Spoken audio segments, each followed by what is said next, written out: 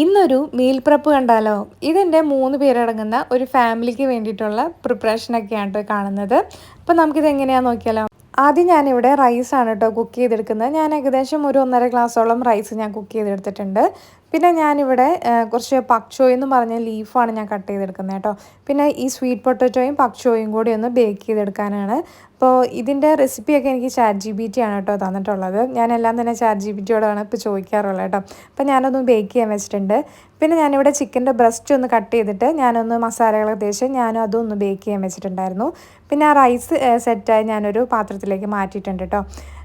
ഈ sweet potato ഒന്ന് bake ആയതിനു ശേഷമാണ് ഈ പക്ചോയ ആഡ് ചെയ്യാൻ പാടുള്ളൂ.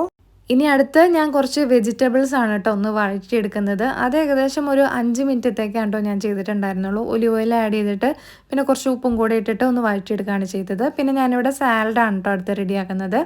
ഇത് പർപ്പിൾ ക്യാബേജ് വെച്ചിട്ടുള്ള ഒരു സാലഡാണ്. അതിൽ ഞാൻ ക്യാരറ്റും ആപ്പിളൊക്കെ ആഡ് ചെയ്തിട്ടുണ്ട്.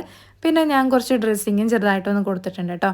ചിക്കൻ ഫ്രൈ ചെയ്തും ഞാനൊരു ബോക്സിലേക്ക് ആക്കുന്നുണ്ട് കേട്ടോ. ഞാനിനി അടുത്തത് ഞാൻ റെഡിയാക്കുന്നത് സാൽമൺ ഫ്രൈ ചെയ്യുന്നതാണ്.